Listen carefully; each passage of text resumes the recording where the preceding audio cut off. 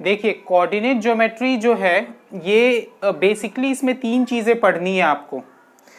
बिल्कुल raw type पढ़ाता हूं मैं, ताकि आपको बस उतना ही समझना पड़े जितना से आपका पेपर सॉल्व हो जाए। ठीक है, 3 चीजें बेसिकली इस चैप्टर में आपको करना है। One is the distance formula. मैं एक एक करके थोड़ा सा इसको रिवाइज करवा देता हूं ताकि आपको दिक्कत नहीं आए। Second one is the section formula, और सेक्शन फॉर्मूला में भी एक्सटर्नल डिवीजन नहीं करना है, इंटरनल डिवीजन करना है बस। ठीक है, and third one is the area of the triangle. I think you know the syllabus. तीनों को एक एक बार थोड़ा सा डिस्कस कर लेते हैं। ठीक है, डिस्टेंस फॉर्मूला ये सारे कोऑर्डिनेट ज्योमेट्री में पढ़ रहे हैं तो कोऑर्डिनेट प्लेन पर हम बनाएंगे सारे को।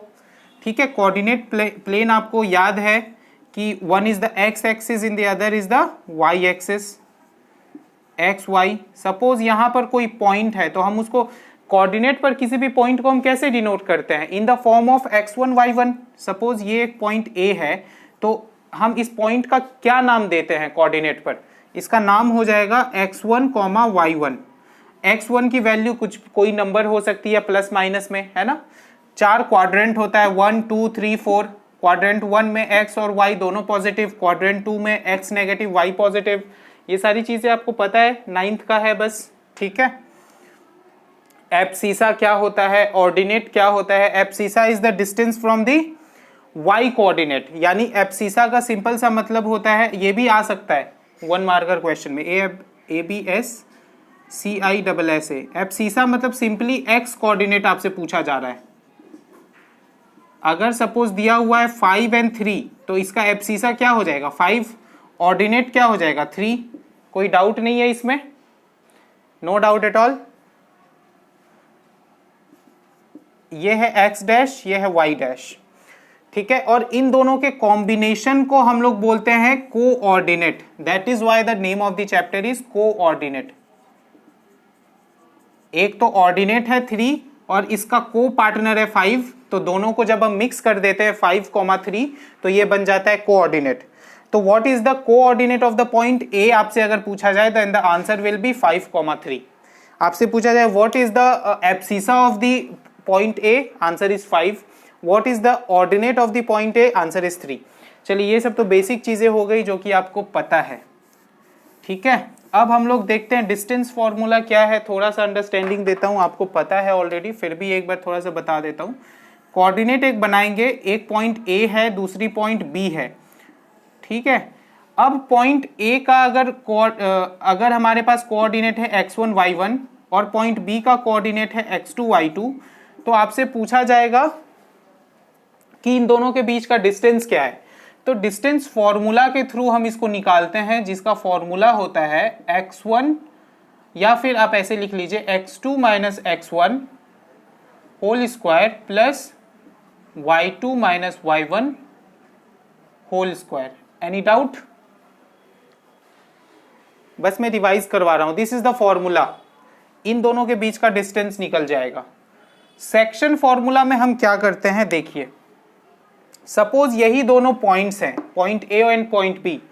अब इन दोनों पॉइंट के बीच में अगर एक और पॉइंट दे दूं C, जिसका कोऑर्डिनेट है x एंड y, एक और पॉइंट मैंने दे दिया A और B के बीच में, तो बात आती है कि ये पॉइंट इस पूरे लाइन को किस रेशियो में डिवाइड करता है ना। सपोज कोई एक लाइन है और इस लाइन के बीच में मैं एक पॉइंट दे दूं, हो सकता है बीचों बीच नहीं दूं, थोड़ा साइड हट के दूं, थोड़ा इधर साइड हट के दूं।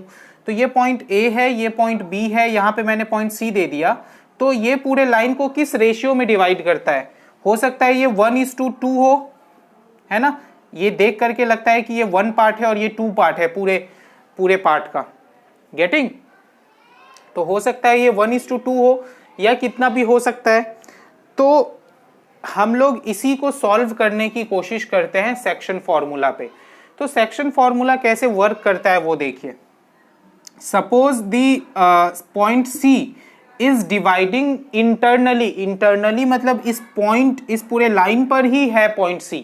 Point C is not external point C is in the line itself.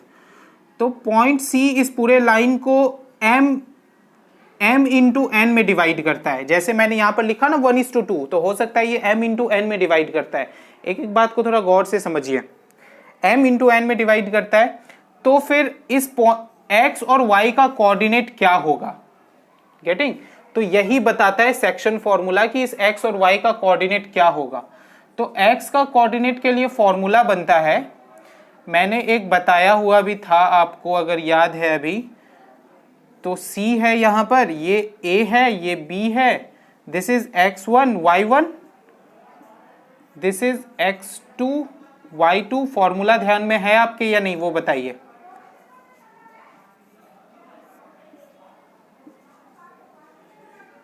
m and n मैंने आपको बताया था कि अगर हमें x निकालना है तो m को x2 से मल्टीप्लाई कीजिए और n को x1 से मल्टीप्लाई कीजिए, m को x2 से, n को x1 से, और नीचे में लिख दीजिए m प्लस n।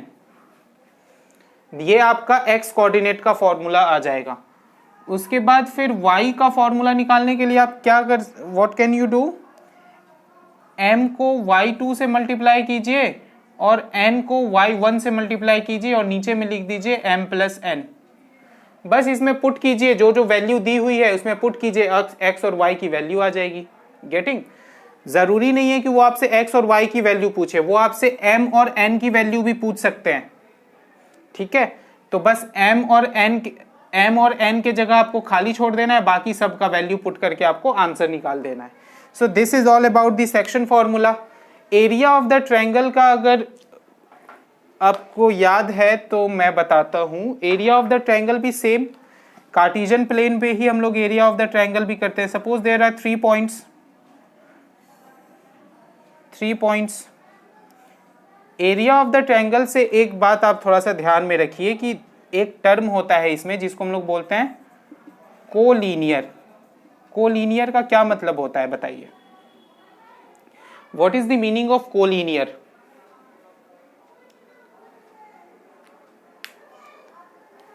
को मतलब होता है